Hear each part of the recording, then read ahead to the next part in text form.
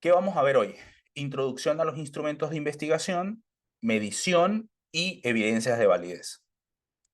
¿Cuál es nuestra promesa? Nuestra promesa en esta sesión básicamente es que vas a conocer cómo o al menos las estrategias que puedes llevar a cabo para validar instrumentos que tengan que ver con conocimiento o que tengan que ver con actitudes, con percepciones. ¿Listo? Esto ya lo comentamos. Dentro del diseño de investigación, nosotros tenemos los instrumentos, porque los instrumentos, de alguna manera, vuelvo otra vez, van a dar la materia prima para yo responder a mis preguntas de investigación. Aquí no importa el análisis estadístico. Usted cambia el análisis estadístico si tiene buenos datos, pero si tienes malos datos, no hay nada que hacer. ¿Ok? La mayoría de los artículos de trabajo se pueden rechazar es por la calidad de los datos. Tan sencillo como eso. Bien. Ahora, hay varios tipos de instrumentos. Es necesario identificarlo, es necesario saber cuál es el más apropiado para mi caso, para mi pregunta de investigación, para mis objetivos. Esto siempre recuerden que es fundamental. Debo entender para qué, por qué voy a hacer esto. Ah, bueno, porque yo lo que voy a medir es conocimiento en los estudiantes. Ajá, pero ¿cómo estás entendiendo el conocimiento? ¿A qué le estás llamando conocimiento? No, porque voy a medir las actitudes. Ajá, pero ¿a qué le estás llamando actitudes? ¿Cómo estás entendiendo eso? ¿Cómo lo vas a abordar para tu trabajo? Esto es muy importante tenerlo claro. ¿Por qué? Porque si desde el origen, desde la definición, desde la conceptualización, tú no tienes claridad, pues obviamente de ahí para adelante no hay nada que hacer. Entonces, estos instrumentos, ojo, pueden capturar habilidades, conocimientos o capacidades. Es decir, aquí hay preguntas correctas y preguntas incorrectas. Como cuando nosotros como profesores hacemos un examen. Como cuando, por ejemplo, los institutos de educación, ¿verdad? Hacen estas pruebas estandarizadas, como las pruebas PISA, por ejemplo, como las pruebas que cada país, Perú, Colombia, Chile, Ecuador, Argentina, tienen para medir y evaluar, digamos, a la población de estudiantes antes de ingresar a la universidad, por ejemplo. Pero también nosotros podemos medir actitudes, percepciones, personalidad, rasgos, por ejemplo, cuando haces las escalas Likert. Entonces comienzas a preguntar sobre satisfacción, sobre clima laboral, sobre clima organizacional, preguntas sobre, digamos, el burnout, preguntas sobre agotamiento emocional, ese tipo de cosas. Es decir, no hay respuestas correctas ni respuestas incorrectas. Básicamente es un juicio de valor, es una percepción, es una valoración subjetiva. ¿Ok? Cuando nosotros, aquí está el ejemplo, medimos capacidades, habilidades, conocimientos, estamos evaluando es cuánto sabe la persona o qué sabe la persona. Aquí hay un ejemplo. Y a eso generalmente le solemos llamar habilidad. Y el tipo de instrumento que se suele usar es prueba de rendimiento máximo. Así se le llama, ¿no? Cuando tú haces este tipo de preguntas, porque por ejemplo, el resultado de sumar los ángulos internos de un triángulo siempre es 180 grados, ¿verdadero o falso? Aquí no hay brujería, ¿entiendes? Aquí tú sabes o no sabes. No, a mí me parece que no, eso no admite aquí. Ahora, las pruebas de rendimiento típico capturan un rasgo. ¿Qué es un rasgo? Bueno, una característica, una cualidad. Por ejemplo, estas escalas de ansiedad. Me pongo nervioso, nerviosa fácilmente antes de un examen. Ah, bueno, algunos sí, otros nunca, otros a veces, otros casi siempre, otros nunca, otros no sé qué. Estoy de acuerdo, estoy en desacuerdo, me pasa, no me pasa, a veces me pasa, se parece mucho a mí, no se parece a mí, bastante, mucho, poco. En fin, que a usted, que usted se ponga muy nervioso no significa que está bien o que está mal. ¿Listo? Que yo no me ponga nervioso no significa que está bien o está mal. ¿Listo? Entonces, miren que esto es muy importante tenerlo en cuenta. ¿Por qué?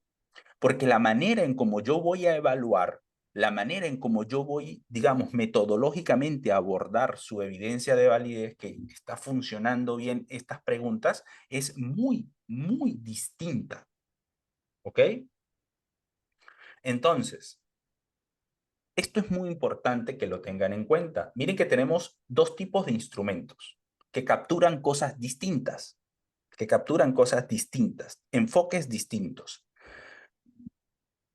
Un instrumento no solamente es un requisito para una tesis o un artículo. Un instrumento, ¿verdad? Puede ser todo un trabajo de investigación tuyo. Un instrumento, centrarte en evaluar un instrumento, en construir un instrumento, en mostrar que el instrumento funciona de cierta manera, puede ser toda tu tesis doctoral. Puede ser toda tu tesis de licenciatura, tu tesis de maestría, puede ser tu artículo de investigación en revista Q1, en revista Q2, en revista Q3. Lo que quiero mostrarles aquí es que si de repente usted no sabe qué investigar todavía, es muy probable que en su área de investigación, ¿verdad? Del área de la psicología, en el área de la educación, en el área, digamos, de, no sé, del marketing, en el área de la administración, en fin, ¿no? Es probablemente que hayan instrumentos que no cumplen con ciertas características, o sea, que no se le han hecho la evaluación como es debido, metodológicamente adecuada. Entonces usted puede, como es conocedor de esa área, hacer eso. Bien, entonces, esto ténganlo muy presente, ténganlo muy presente. Hay muchos instrumentos que realmente se usan, pero no se le han hecho valoraciones adecuadas. ¿Cuáles? Las vamos a ver más adelante. Entonces, cuando usted termine esta sesión, usted va a decir, oye, he visto instrumentos que supuestamente se usan muchas veces, pero esto que habló Raúl aquí, no he visto que lo hagan. Entonces, ya eso te puede dar una señal de, digamos, posibles problemas con el instrumento. ¿Ok? Ahora, también es importante tener en cuenta que esas propiedades psicométricas, estudiar esas propiedades psicométricas de un instrumento, como dijimos, puede ser todo un trabajo, un despliegue que usted haga para llevar a hacer su trabajo de grado, su tesis, su artículo científico. Pero aquí hay algo más importante. Lo digo para que no se dejen, para que no se mareen, para que no se vayan a entrampar, porque de repente dicen, oye, hay mucha estadística por ahí. No, miren, el 95% de una tesis, de un artículo que usted haga vinculado a un instrumento, el 95% es conocimiento en su área. Si usted es de psicología y está trabajando, por ejemplo, no sé, el abandono emocional, ¿ok? No sé si, pero suponte que estás construyendo un instrumento para evaluar el abandono emocional en los adolescentes, en las personas a partir de 30 años, no sé, suponte. El 95% del trabajo es teórico, ¿bien? Y el 5% es metodológico y estadístico. Y lo que yo les decía, muy probablemente esto usted de repente le puede pagar a alguien para que le ayude a hacer eso. O toma un curso, ¿ok? Pero esto muy difícilmente cualquiera te lo va a poder hacer. Muy difícilmente, a no ser que sea experto en esa área, ¿no? Entonces, esto tómenlo como una proyección, ¿ok? No siempre nosotros debemos publicar artículos que se correlacionó el desgaste emocional con la satisfacción laboral, que voy a hacer una correlación de esta con aquella, voy a hacer una de estudio, una comparación de grupos según el sexo. No todo es así, no siempre es así. También evaluar buenos instrumentos, construir buenos instrumentos, también aporta a tu línea de investigación, aporta a tu área de investigación. ¿Listo? Y aquí hay un ejemplo, mire, de revistas Q1 y de distintos años y de distintos temas. Validación, adaptación, desarrollo inicial, validación, adaptación. ¿Listo? Entonces, lo que quiero decir con esto es que no necesariamente debemos tomar esto como que es puramente para yo salir, digamos, de mi parte del trabajo que tiene que ver con validación y confiabilidad del instrumento y ya se acabó, salgo de eso. No, puedes llevar a cabo toda una investigación. ¿ok? Por ejemplo, hemos trabajado con algunas personas que han llevado algunas capacitaciones con nosotros y han hecho este tipo de ejercicios como ejercicio y lo han publicado de varios países. Ahorita hace poco, una persona de Dominicana, de Chile y de Colombia. Y construyeron un instrumento que tiene que ver con el uso de ChatGPT, todo esto. Hicieron toda la validación de la parte, digamos, de contenido, toda la parte de la, digamos, de la estructura y evaluaron, digamos, para ver si el instrumento se entendía de manera similar en estos tres países. Eso se llama invarianza factorial. Entonces, es toda una investigación, ¿ok? Y se requiere trabajo, pero vuelvo, el 95% del trabajo es de tu área, es conocer en tu área, no es metodológico y no es estadístico. Y aquí hay un ejemplo, ¿no? Ese tipo de investigación se llama instrumental, y ahí está un poco la referencia. Ahora bien, ¿qué medimos y con qué medimos? Ya hablamos que hay unos instrumentos, ya hablamos que los instrumentos no solamente es un requisito para hacer un trabajo de grado o un artículo o publicar un artículo, también en sí misma puede ser una investigación. Ahora, en estas ciencias sociales, nosotros, ¿qué medimos? ¿Con qué lo medimos? Nosotros medimos constructos. Muy probablemente usted vio las grabaciones que fuimos enviando paulatinamente antes de este webinar, sobre todo para ir adquiriendo un poco el lenguaje de esto. Entonces, trabajamos con constructos. ¿Y qué es un constructo? Algo que no se puede observar directamente. La inteligencia no se puede observar. Abra la boca a ver y vamos a mirar cuán inteligente es. No, bueno, la inteligencia, de repente, ¿qué tanto puedes hacer tú? ¿Cómo desarrollas, digamos, un pensamiento para hacer tal cosa? O con estos elementos, ¿cómo logras de repente solucionar un problema? En fin, ¿ok? O la actitud hacia la investigación. No puedes medir directamente la actitud. Abra la boca a ver cuánta actitud tiene. No. Entonces, los constructos son variables, pero que no se pueden observar directamente y usamos variables alternas, que son los indicadores, los ítems, las preguntas. Podemos medir inteligencia, personalidad, motivación, habilidades. Y esto es muy importante en el campo de la psicología, de la educación, en el marketing también, ¿no? En el marketing también, por ejemplo, en la parte de todo lo que tenga que ver, a ver, todo lo que tenga que ver con la interacción entre personas, las relaciones interpersonales, todo lo que tiene que ver con comportamiento, con conducta, ahí está un constructo de alguna manera. ¿Ok? Y eso es lo que generalmente medimos. Entonces, por No sé ejemplo, si, ¿cómo hago yo si para no medir un quieres, constructo? te compro en el colegio. Lógicamente, Es siempre María, tenemos no una dices, línea de investigación.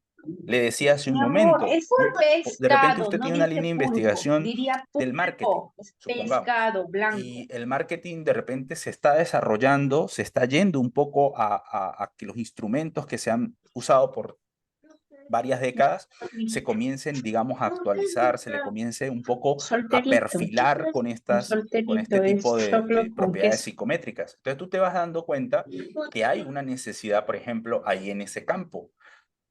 Y también te das cuenta que, por El ejemplo, solterito es bien rico. hay otros Flan de instrumentos que de vainilla. Oye, qué repente pena, es que ya una compañera que supuestamente tiene están abierto el funcionando micrófono y no va a bien, escuchar que se les bien. han hecho algunas pruebas, en fin.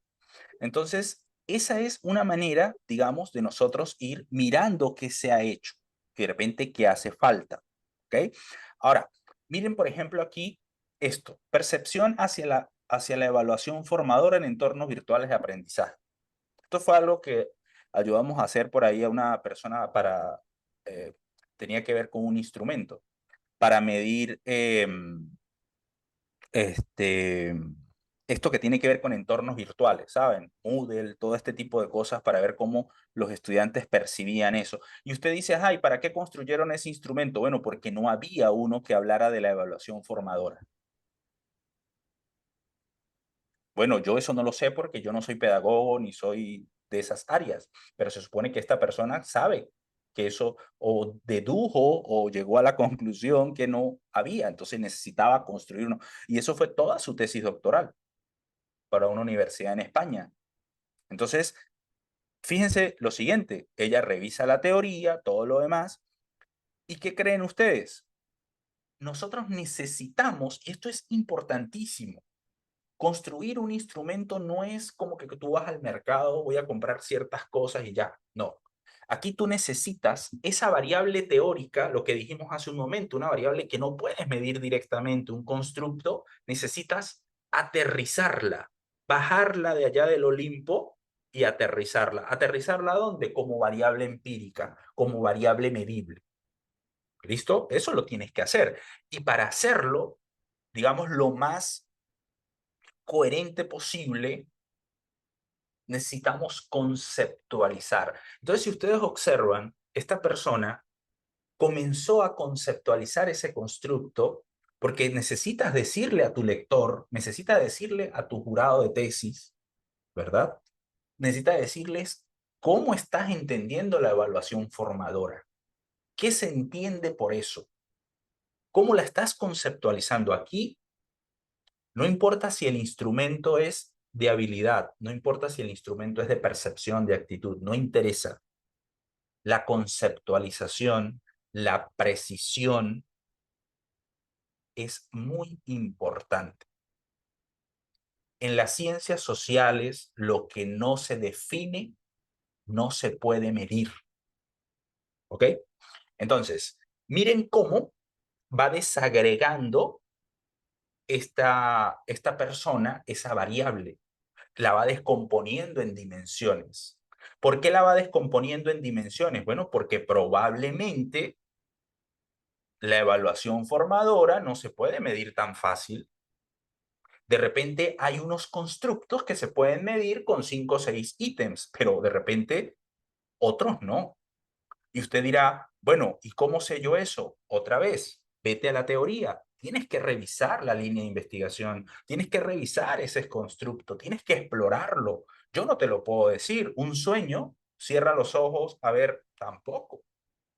Tienes que hacer la revisión. Por eso les decía hace un momento que la parte de investigación, lo más difícil es crear un hábito para dedicar el tiempo.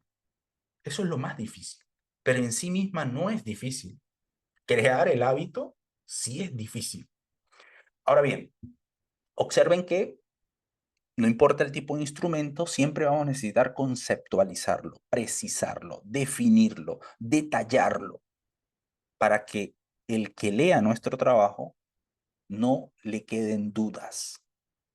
¿Ok? Ahora bien, yo ya puedo elegir un tipo de instrumento de habilidad, conocimiento o de percepción. Yo sé que lo tengo que conceptualizar, yo sé que tengo que de alguna manera definir, precisar. Pero entonces viene la pregunta, ajá, ya tengo eso. ¿Y ahora? Bueno, ahora tú tienes que decidir cómo es que vas metodológicamente a abordar tu proceso de valoración, de evaluación de ese instrumento que construyes. Hay dos grandes metodologías, como les decía, el objetivo de esta presentación, que es la teoría clásica de los test. Muy probablemente usted ha hecho un alfa de Cronbach. Muy probablemente ha escuchado o ha hecho un análisis factorial.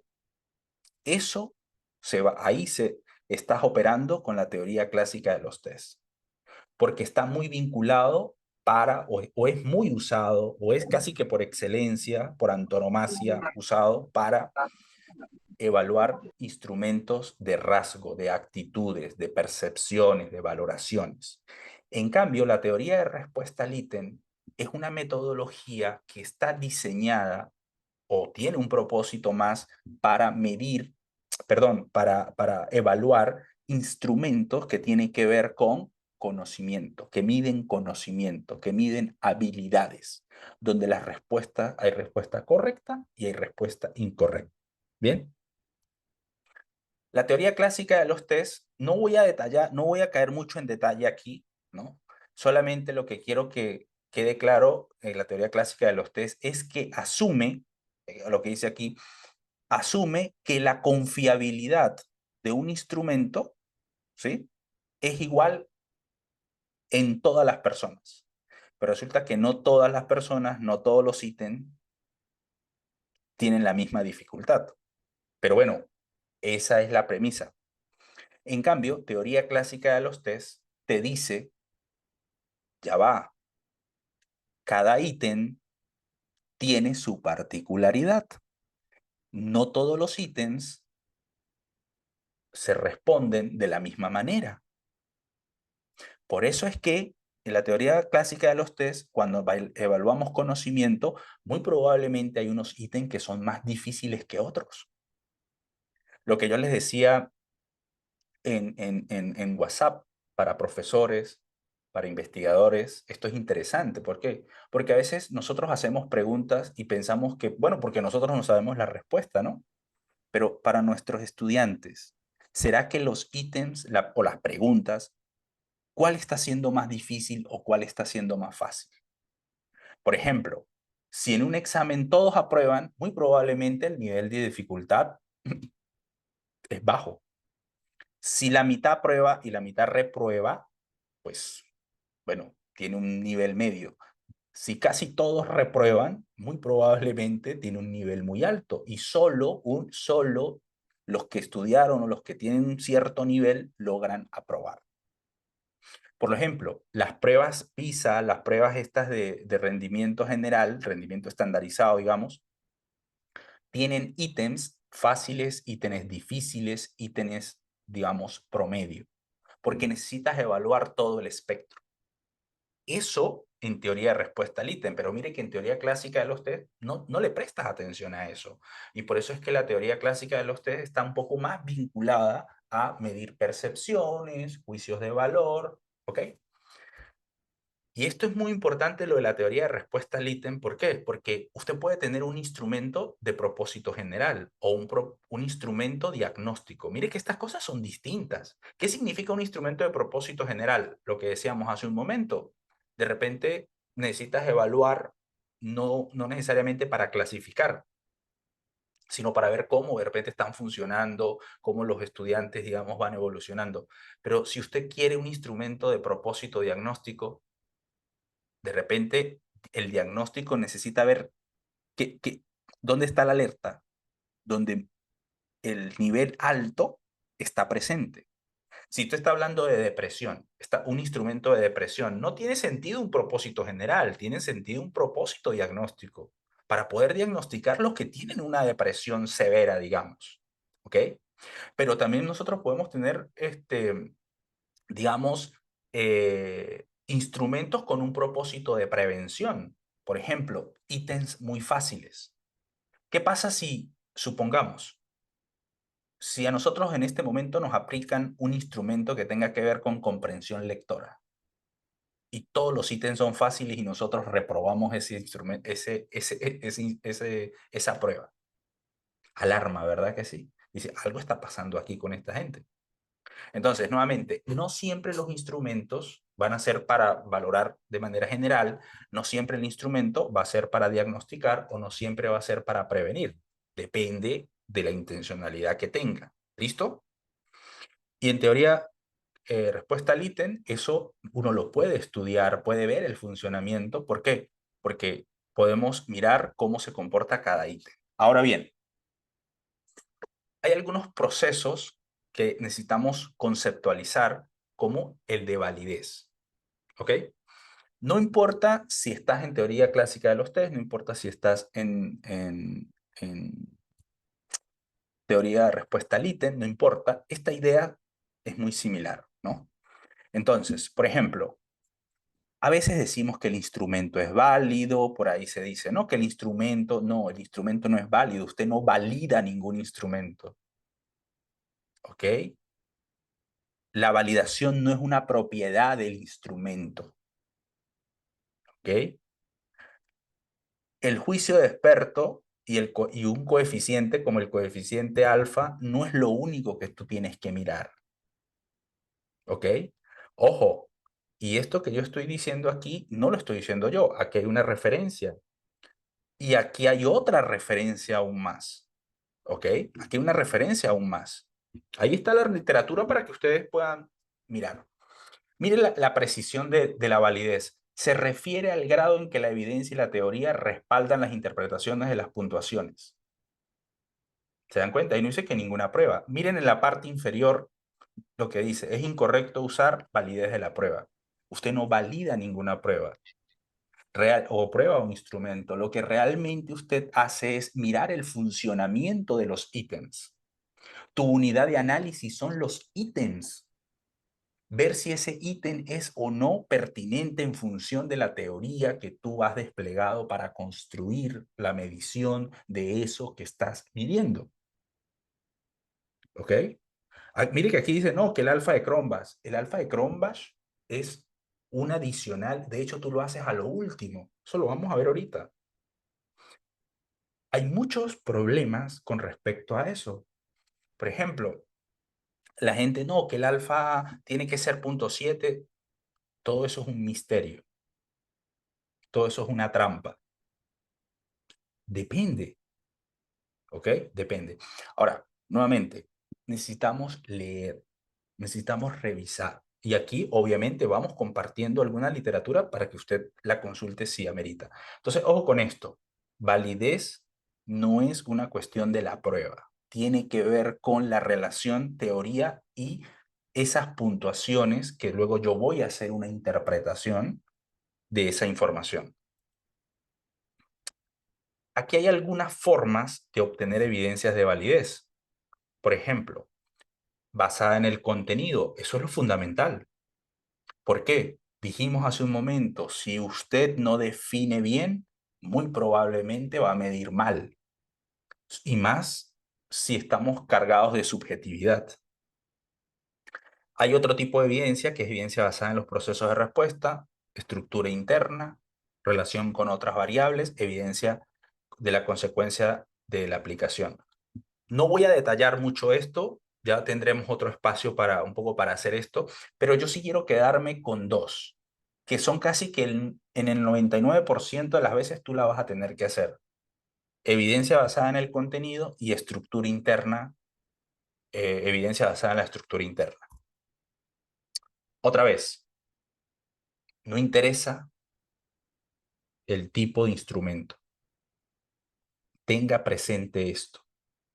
Hablar de validez significa mirar el funcionamiento de los ítems en ese contexto en el que tú lo estás llevando a cabo o que estás llevando a cabo la investigación. Por eso es que usted siempre tiene que hacer estos procesos. Usted va a notar que nunca le van a decir, no, como ese instrumento dice, ya dicen que fue evaluado en Estados Unidos y ya funciona bien, entonces no le haga nada. Crea fielmente en ello. Ustedes saben que no es así. Porque entonces, nuevamente, ¿cómo funciona el ítem? En ese contexto, porque puede ser que en el grupo de adultos funcione bien, pero puede ser que en el grupo de adolescentes no funcione bien. Entonces, yo necesito evidencia, por eso llamamos evidencia de validez, no la validez, porque la validez no es algo acabado, no es como un billete de $100. Un billete de $100 legal es legal aquí en Estados Unidos y es legal en Perú, es legal en Colombia, es legal en cualquier lado. Es válido. Un instrumento no necesariamente es así. ¿Ok? Entonces, eso ténganlo muy en cuenta. Ahora, evidencia de validez basada en el contenido. ¿A qué nos referimos? Esto no importa si tu instrumento es de habilidad, no importa si tu instrumento es de percepción, de medir percepción, no interesa. ¿Ok? Aquí hay un buen artículo que sería interesante que lo leyeran, 10 pasos para construir un test. De hecho, es uno de los catedráticos españoles, bueno, al menos en habla hispana, muy referenciado, ¿no? Ahí está José Muñiz. Los estudiantes de psicología, o los que de repente hay psicólogos aquí en nuestra sala, muy probablemente conocerán a ese autor y han leído sus libros de psicometría, ¿no? Muy probablemente. Ahora, fíjense algo. ¿A qué llamamos evidencia basada en el contenido? Ojo, y esto es común para los dos tipos de instrumentos. hay un proceso cualitativo, no es investigación cualitativa, por favor, ¿ok? Esto no es investigación cualitativa, ojo con eso. Básicamente, el proceso cualitativo, digamos, tiene que ir viendo un poco con la valoración también, digamos, de expertos, un grupo focal, ir viendo cómo esos ítems, cómo esa conceptualización, cómo esa definición se supone que está funcionando, ojo, desde el punto de vista cualitativo, digamos, de descripción, de retroalimentación por parte de los expertos, por parte de un grupo focal, qué sé yo. ¿Listo? Aquí hay un muy buen artículo que yo les recomiendo que revisen, sobre todo para que vean un poco ese proceso, digamos, de construcción de contenido, la importancia que va teniendo. De hecho, el profesor es peruano, José Ventura, muy probablemente ustedes lo conocen, o sea, lo han leído y, en fin, y bastante interesante este artículo, sobre todo para que entendamos la importancia. De hecho, él tiene un artículo, no lo puse aquí, creo que no lo puse, no, pero algo así como que volvamos a la evidencia basada en el contenido, algo así. Entonces, habla un poco de esto y es verdad, o sea, lo que yo les decía hace un momento, debemos de evitar que todo tiene que ser matematizado para darle importancia, que el coeficiente esto, que el coeficiente el otro, que sí, está bien, es un número, es frío, es un número, digamos, muy grueso, pero cuando usted desagrega eso, de repente se da cuenta que hay un poco de cosas extrañas, ¿no? Es como cuando usted hace un coeficiente alfa, mete todos los ítems en una licuadora. Claro, ahí sale algo, ahí se camufla un montón de cosas raras. Y claro, el alfa de Cronbach tiene un problema, y es que a mayor cantidad de ítems se tiende a sobreestimar y otras cosas por ahí que ya vamos a mirar más adelante. ¿Ok? Entonces, el contenido, señores y señoras, es altamente importante. Aquí hay un buen artículo que les recomiendo, es una revista Q1, un artículo bastante recién, es un tema más o menos interesante, digamos, ¿no? Y construyen un instrumento, llevan todo un proceso de contenido muy interesante, ¿ok? Sobre todo para que, digamos, perfilen mejor eso. Entonces, esta parte digamos, de contenido, de evidencia basada en el contenido, es común para los dos tipos de instrumentos. Ahora bien,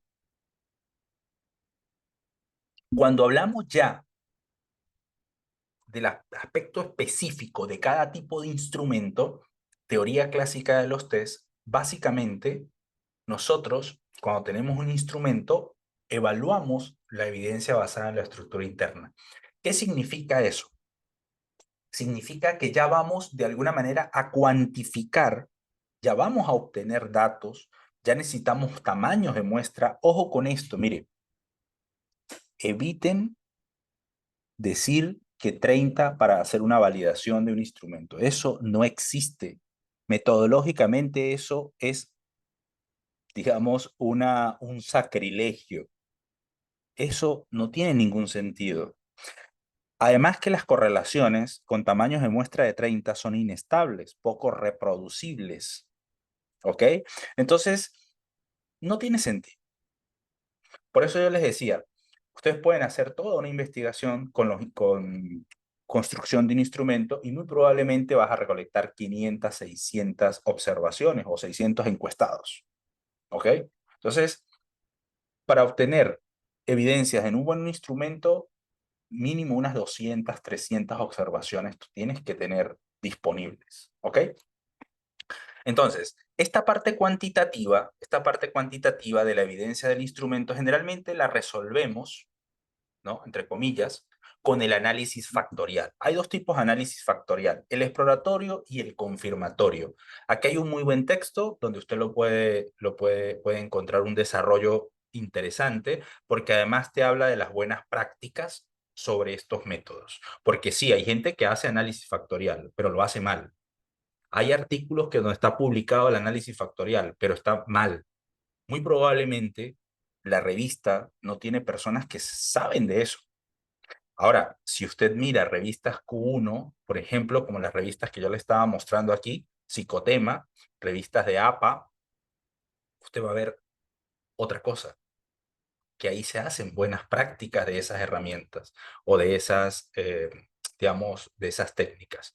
Vuelvo otra vez, no te sientas abrumado si todo esto te parece chino, lo del análisis factorial. Esto es más fácil de lo que parece. Esto es más fácil de lo que parece, ¿ok? Porque no necesitas matemática avanzada, no, aquí lo que tú necesitas es entender para qué vas a hacer esto y qué es lo que tú vas a interpretar. Eso es lo único que te interesa, ¿ok? Nosotros hemos ayudado, trabajado con personas que son del área de humanidades, o sea, personas que tienen que ver con literatura, ¿sí? Que son de esta parte de literatura, que de repente a nivel de matemática, bueno, y esto lo han abordado sin problema. Entonces, cuando digo ellos, o hago alusión a los especialistas en estas áreas, es porque de repente nada de matemática. Dice, le tengo una fobia matemática, estadística, todo eso. Entonces, ellos lo han podido hacer. Y vuelvo otra vez, esto no es para genios. Para cada uno de nosotros podemos hacerlo, solo que hay que dedicarle un poquito de tiempo, ¿sí? Si queremos aprenderlo, porque también lo puedes mandar a hacer, ¿ok? Entonces, el análisis factorial exploratorio y confirmatorio, ¿para qué sirve? Miren para qué sirve. Por ejemplo, vamos a suponer que yo estoy midiendo inteligencia emocional. Suponte que ese es el constructo. Y yo ya hice una definición conceptual, yo ya evalué con los expertos, ya ahí tuve un grupo focal, ya se supone que a nivel conceptual, a nivel teórico, ese constructo está bien cubierto, digamos, está blindado, que los ítems son pertinentes, al menos desde el enfoque cualitativo, al menos desde la retroalimentación que he obtenido. Entonces, ¿qué hago yo ahora? Aplico una prueba, digamos, para mirar cómo está funcionando. Ojo, este instrumento es un instrumento que mide percepción, porque recuerda que la teoría clásica de los test está vinculada a instrumentos que miden percepción, no que miden conocimiento. Entonces, yo hago esa serie de preguntas, la gente responde y luego hago un análisis factorial exploratorio. ¿Para qué hago el análisis factorial exploratorio? Para ver cómo esos ítems se agrupan. Raúl, ¿y para qué quiero saber yo cómo esos ítems se agrupan? ¿Qué utilidad tiene eso? Bueno, porque resulta que muy probablemente no todos los ítems tienen el mismo funcionamiento bajo esa estructura. Entonces yo necesito entender cómo se agrupan. Es como que estemos todos reunidos, necesitamos saber más o menos los gustos, vamos para una fiesta, necesitamos saber más o menos los gustos musicales, porque si vamos para una fiesta y nos ponen puro reggaetón, muy probablemente nos vamos.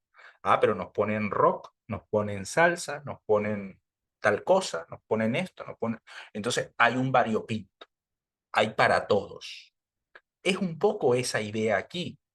¿Qué necesito ver? Si todos los ítems, digamos, caen en un mismo clúster, en un mismo grupo, o si es que hay grupos que se van formando y entender por qué esos grupos se van formando. Por ejemplo, el bloque amarillo se formó. Ah, yo tengo que tratar de entender y digo, ah, ok, leo los ítems. Me siento bien conmigo mismo, soy feliz, me gusta, me siento, me enojo. Ah, ok, esto está hablando de cierta cosa. Por ejemplo, me siento bien conmigo mismo, soy feliz del tipo de persona que soy, me gusta cómo me veo, me siento seguro de mí mismo. Ah, bueno, ¿de qué está hablando? De yo con yo, ¿sí? De yo para adentro, o sea, intra. O sea, que esto tiene que ver como algo intrapersonal. Usted le puede llamar autoestima si quiere, no sé, pero tiene que ver conmigo. Ahora, mire el otro, me siento seguro, perdón, me enojo con facilidad, me resulta difícil controlar mi ira, tengo mal genio, cuando me molesto actúo sin pensar, ah, bueno, de repente puede ser ira, belicoso, no sé, beligerante, no sé, ¿ok? Entonces, hay algo que los está haciendo fusionar, que los está haciendo, digamos, agrupar. Y eso es lo que se llama dimensión, eso es lo que se llama factor latente. ¿Ok? Para eso nosotros tratamos de entender la estructura. Y también, ¿para qué tratamos de entender la estructura? Porque luego, si yo voy a hacer un análisis, como por ejemplo el coeficiente alfa, yo no voy a meter todos los ítems, yo voy a hacer el coeficiente alfa según estos grupos, según estas dimensiones. ¿Por qué? Porque la dimensión amarillo es totalmente distinta a la dimensión azul y es distinta a la verde a la otra que es como, no sé, como naranja tal vez, o la otra que es como gris. Yo no puedo agarrar todo eso y meterlo en un coeficiente alfa. ¿Por qué? Porque cada uno de esos bloques son distintos. Y el coeficiente alfa tiene un supuesto. Bueno, uno no, tiene varios supuestos, pero tiene un supuesto base. ¿Alguien sabe cuál es ese supuesto base? Que lo escriba en el chat. A ver, voy a dar 30 segundos. El supuesto base bajo el cual usted puede aplicar un coeficiente alfa. Muy probablemente todos de los que estamos aquí han aplicado un coeficiente alfa. A ver, ¿no? Bueno, vamos a ver qué dice aquí. Aquí pusieron una respuesta. Vamos a ver. Ah, evidencia, claro, evidencia de fiabilidad. Sí, eso es lo que hace el coeficiente alfa, digamos. Pero un supuesto del coeficiente alfa. ¿Cuál? Un supuesto. Para la prueba, y sí, o sea, usted lo puede usar, pero no, un supuesto. Es, por ejemplo, como un supuesto básico en estadística. Usted no puede calcularle un promedio a las variables ordinales. Eso no tiene sentido. Usted no puede calcularle un promedio al sexo. Eso no tiene sentido. ¿Ok? En el coeficiente alfa, para poder usar el coeficiente alfa, hay un supuesto, hay varios, pero hay uno. A partir de una escala, ok, sí, pero no es un supuesto. ¿Saben cuál es el supuesto base? Vamos a ver si puedo aquí. La unidimensionalidad, mire, en mayúsculas sostenida. Así es, José. En mayúscula sostenida. Muy bien. Unidimensionalidad. ¿Cuántos de ustedes han hecho el coeficiente alfa? Ojo, no pasa nada. Era lo que yo les decía, porque muchas veces eso es lo que nos venden los libros de metodología. Muchas veces eso es lo que nos enseñan los profesores. Y no está bien. ¿Ok? Eso no está bien. Ojo, no lo digo yo. Eso está en los libros. Eso está en los textos. Entonces, ¿qué es la unidimensionalidad? La unidimensionalidad yo la tengo que probar. Yo tengo que garantizar eso. Así como garantizo que yo soy un hombre y que no soy una mujer. Según mis características, mi forma de actuar, mi forma corporal. Listo, yo tengo que probar eso. ¿Lo ves? Entonces, una de las formas de probar que realmente puedes aplicar el coeficiente alfa es, por ejemplo, el análisis factorial exploratorio, que te dice que estos ítems son unidimensionales, pertenecen a una dimensión, a otra, a otra, a otra, a otra. Entonces se dan cuenta que si usted agarra, digamos, de manera alegre y mete todos esos 20 ítems para el coeficiente alfa, estás cometiendo un error, que tampoco existe un alfa total, que tampoco existe un alfa promedio, eso no existe. La unidimensionalidad dice que estás midiendo una sola cosa. ¿Y aquí cuántas cosas se están midiendo? Varias cosas. Porque estos ítems están capturando una cosa, estos otra, otra, otra, otra. Pero Raúl, ¿cómo que están capturando cosas distintas si estás midiendo la inteligencia emocional? Bueno, lee los ítems para que te des cuenta. Ciertamente todos contribuyen a medir la inteligencia emocional, pero cada uno desde un foco distinto, desde una arista distinta. Eso es lo que se llama dimensión. Es como cuando tú mides la pobreza multidimensional, ¿qué significa? Ah, bueno, desde lo económico, desde tal cosa, desde tal cosa, desde tal cosa, pero cada una de esas dimensiones es distinta. Que todas aportan para medir la pobreza es otra cosa. Bien, entonces esto es muy importante que lo tengamos en cuenta y les estoy mostrando por qué es necesario hacer este tipo de análisis. Esto hay que hacerlo. Actualmente esto tú lo haces en milésimas de segundo con los software. Solo tienes que saber qué es lo que tienes que hacer.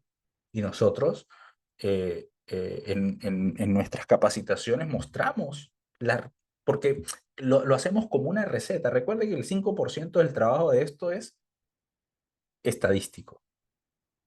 Si metodológicamente, teóricamente está bien, muy probablemente los resultados también van a ser coherentes. Ahora, ¿qué es el análisis factorial confirmatorio?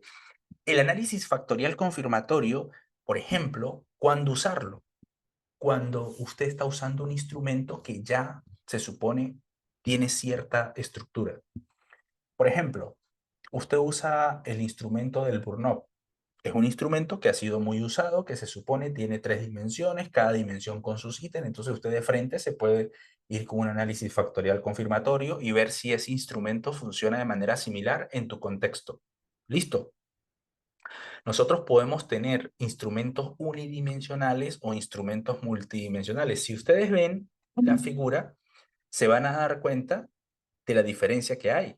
Entonces, yo necesito entender la estructura, necesito saber cómo se están organizando, cómo se están agrupando, qué subyace en esos ítems para poder evaluarlos. Entonces, nuevamente, a nivel a nivel de instrumentos que miden percepciones, yo uso un análisis factorial exploratorio cuando estoy explorando esos ítems, cuando no hay una estructura clara, cuando estoy construyendo el instrumento desde cero. Por ejemplo, esta persona que construyó el instrumento que les estaba contando de España, que está viendo la evaluación formativa, ella hizo primero un análisis factorial exploratorio porque no había un instrumento base, no había una referencia, ella estaba construyendo. Ella estaba explorando. Luego, ¿qué hizo ella?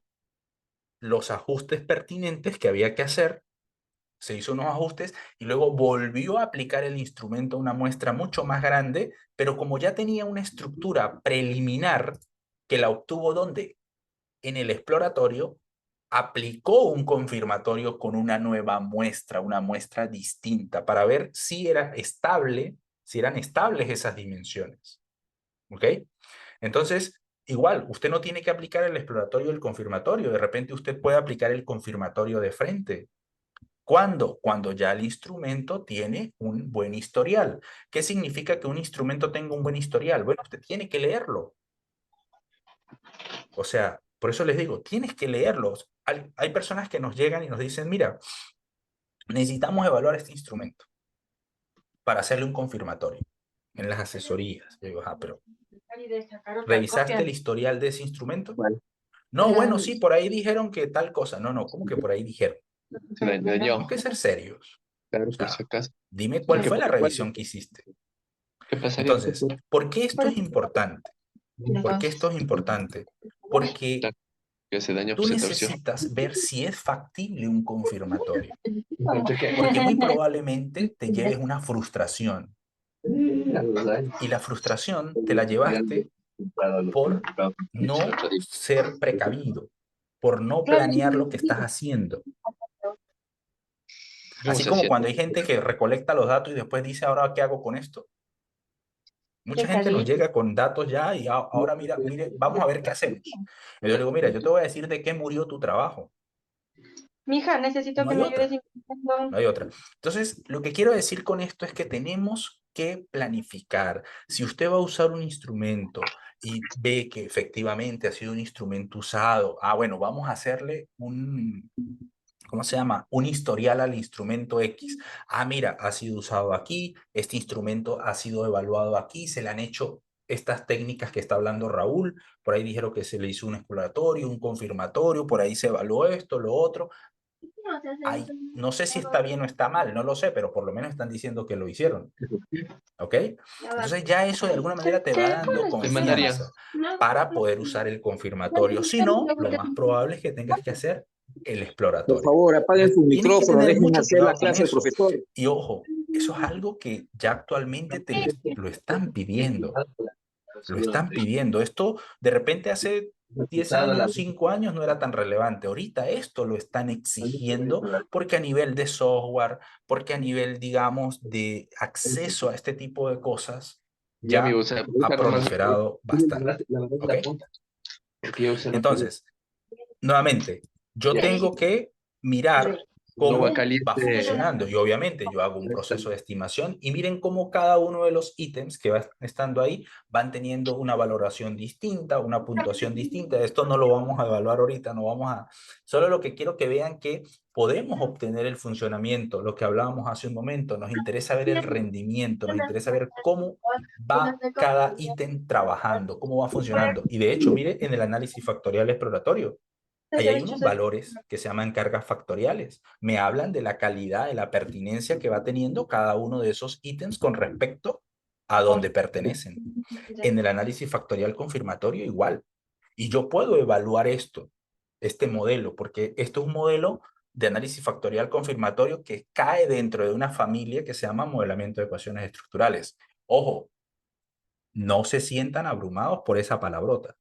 Modelamiento de ecuaciones. No, no, no, no. Eso no es para dioses. Usted eso lo puede aprender sin dificultad. Sin dificultad. Solo tiene Es que que se tener el acabaron las gases. interés. Son las que les ¿Ok? vas a solicitar. Pero vuelvo otra Sí. vez. Esto lo puedes aprender. Ojo, no necesariamente necesitas de matemáticas avanzadas. Necesitas es, ojo, Estas igual han de ser de candados, ¿no? de Claro. aplicarlo. Yo no de haber. Más nada. Y La esta es la estadística canción que se aplicada. dañaron las ¿De qué eres? Bien. que Luis, cambió ahorita al la final chapa te de la doy, puerta te de doy luz. la oportunidad para terminar aquí, que me hace Esas son. falta unas... Ah, ¿ok? claro. Sí, solo que te Pero interrumpa, no, no, estas no son. te Fíjate, escuchas, La nueva Raúl. chapa. ¿para No, qué el ya las nuevas análisis chapas ¿Y quién factorial tiene la exploratorio nueva y chapa? confirmatorio? Ah, Lo entonces dijimos ya no hace un hay. momento. Gabriel, por ¿Qué? favor, Ya no. apaga el ¿Para qué yo micrófono. hago Pero esto? probarásle por si Bueno, acaso. pues porque resulta que nosotros necesitamos, lo que dijimos hace un momento, mostrar confiabilidad. De alguna manera necesitamos reportar eso.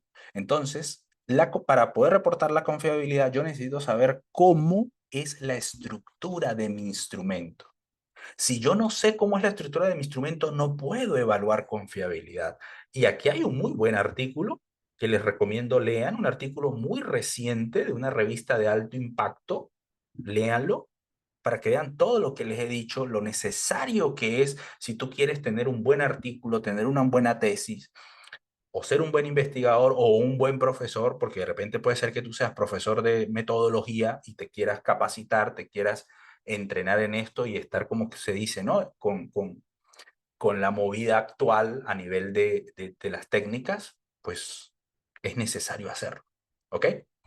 Ahora bien, eso que hablamos de análisis factorial, eso que hablamos de al alfa de Cronbach, era teoría de respuesta al ítem, ¿no? Lo vimos hace un momento, teoría de respuesta al ítem, y que es usado para instrumentos de percepción.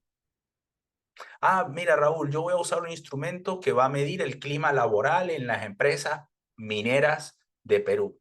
Ah, bueno. ¿Le va a medir conocimiento a esa gente? No. ¿Qué le vas a medir? Percepción, cómo se sienten. Ah, listo. Teoría de respuesta, teoría clásica de los test. Funciona bien, porque estás midiendo eso, percepción. Ah, pero Raúl, no, yo voy a medir es conocimiento, si saben o no saben. Y además yo quiero ver cómo funcionan esos ítems, porque si yo coloco, Raúl, todos los ítems fáciles, pues todos aprueban. Pero si yo los coloco difícil, pues nadie aprueba, probablemente, o muy pocos. Entonces, quiero saber un poco el funcionamiento de los ítems. Entonces ahí entramos en teoría de respuesta al ítem. Dijimos hace un momento que la teoría de respuesta al ítem ya básicamente es tener una cantidad de ítems, lógicamente, ítems que conceptualmente tengan un sentido teórico, cuando hablamos de evidencia basada en el contenido. Ahora, la teoría aquí, mire que es muy distinto, el enfoque es totalmente distinto. Entonces, por ejemplo, mire, ahí hay un ítem, esa curvita con una S, básicamente describe, aquí se habla de la probabilidad de que usted responda de manera correcta a un ítem. ¿Listo? La parte, digamos, del eje de las X habla de la habilidad, y mire que hay habilidad hacia la derecha, habilidad hacia la izquierda, es decir, alta habilidad, baja habilidad. Entonces, que la teoría clásica, la teoría de respuesta al ítem, básicamente se interesa por cada ítem en particular y ver su comportamiento individual. La teoría clásica de los test era todo grupal, todo metido en un mismo grupo. En cambio, aquí me voy a interesar es por cada ítem de manera individual. ¿Cómo funciona? Y modelar la manera como las personas están respondiendo a ese ítem. ¿Por qué? Porque yo necesito saber si ese ítem requiere de una alta habilidad o requiere de una baja habilidad o requiere de un alto rasgo o de un bajo rasgo. ¿Listo? Entonces, por ejemplo, cada ítem va a tener una curva más o menos como esta, obviamente va a tener sus diferencias, pero según la pendiente que va teniendo es qué tanto discrimina el ítem. ¿Qué significa discriminar? Bueno, qué tanto es capaz de separar a aquellos que saben de los que no saben, por decir algo. ¿Listo? Otra cosa, también yo puedo evaluar qué tan difícil es el ítem de responder. Entonces, fíjense, por un lado, discriminación, qué tanto discrimina el ítem y otro, qué tan difícil es el ítem. Eso en análisis, en teoría de respuesta clásica, ni nos enteramos, no nos importaba. Asumíamos que todos los ítems son iguales, son igual de fáciles o difíciles, que todos tienen la misma estructura, que no interesa si hay personas que tienen alta o baja habilidad, siempre todos van a responder igual. Aquí no. Aquí ya nosotros estamos partiendo de que cada ítem tiene sus particularidades y tiene un nivel de exigencia distinto. Y además también permite entender que sin importar las características de la población donde haya sido evaluado, muy probablemente va a ser invariante si se aplica en otra población. Son un poco las características que va teniendo. Ahora, veamos aquí un ejemplo rápido. Miren, aquí hay 3 ítems. El ítem rojo, básicamente dijimos que es modelar cómo están respondiendo la gente ese ítem. El ítem verde y está el ítem azul. Dijimos que hay 2 parámetros. Hay 3, 4 parámetros, pero en este caso 2 para no confundir tanto esto. Entonces, yo aquí ¿qué es lo que quiero ver? La discriminación y la dificultad. La discriminación, ¿qué es? Según la pendiente. Miren que algunos son más planos, otros son un poco, tienen más pendiente, más serpenteado. Y algunos están desplazados hacia la derecha, otros están más desplazados a la izquierda. ¿Cómo sé yo el punto de referencia? El 0. Algunos están un poco más hacia acá, otros están un poco más hacia allá. Entonces, yo puedo ver, por ejemplo, que el ítem rojo tiene una habilidad o requiere de una habilidad o de un rasgo en las personas bajo. ¿Por qué eso es así? O sea, ¿por qué yo lo puedo ir viendo?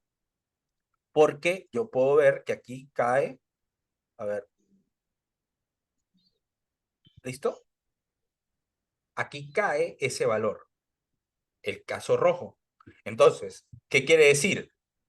Un nivel de discriminación de 1 y una dificultad de -1, que el ítem es relativamente fácil. Es relativamente fácil de responder. Ahora, yo también puedo tener un ítem promedio. ¿Cómo sé que es un ítem promedio? Bueno, porque justamente está aquí intersectando donde está el promedio, el 0, ¿no? Y luego puedo ver que este tiene una dificultad mayor. ¿Pero por qué tiene una dificultad mayor? Porque está más hacia la derecha. O sea que la habilidad que requiere ese ítem para ser contestado de manera correcta es mucho mayor. Entonces, ¿qué estoy viendo aquí? Que cada ítem va teniendo un comportamiento distinto, que hay unos ítems que discriminan bien, que discriminan peor, otros que necesitan un nivel de habilidad alto, otros un nivel de habilidad bajo. Y usted dirá, ¿pero para qué necesitaría yo eso? Bueno, si usted está en una prueba de selección, necesita, por ejemplo, ítems, como ya decíamos, altos, pero también ítems promedios.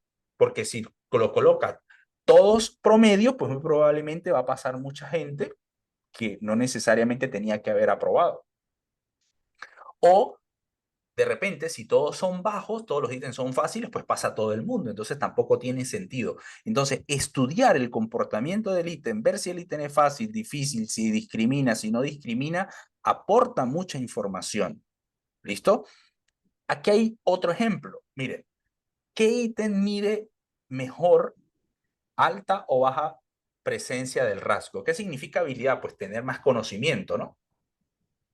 Entonces, observen esto. Hay unos ítems que, si bien es cierto, están hacia el lado izquierdo, digamos como de baja habilidad, algunos tienen un requerimiento de una habilidad mayor que la otra.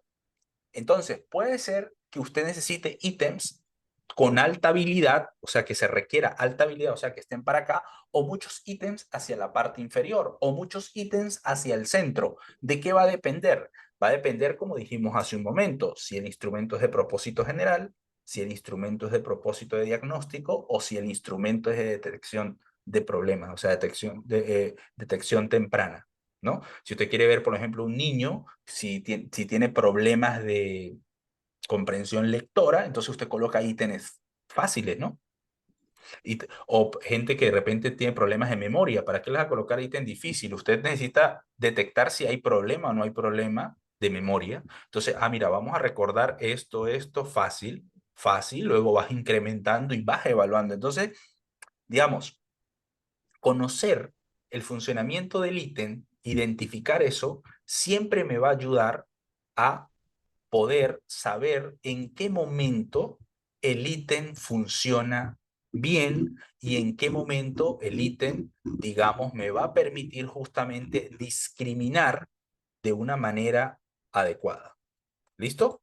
Entonces, eso para que lo tengan ahí. Y eso se llama teoría de respuesta al ítem. No quiero profundizar mucho en esto porque no nos va a dar tiempo, pero vuelvo otra vez.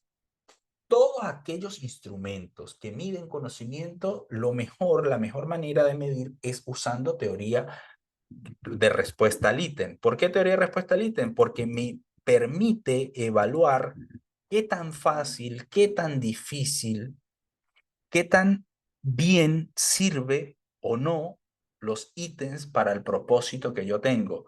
Vuelvo otra vez.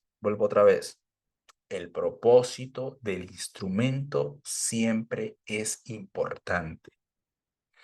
No solamente el instrumento A, porque yo quiero correlacionar, no necesariamente ese es siempre el interés. A veces es un propósito general, a veces es un propósito diagnóstico, a veces es un interés de detección de problemas. ¿Ok? Entonces, eso tenemos que tenerlo muy en cuenta.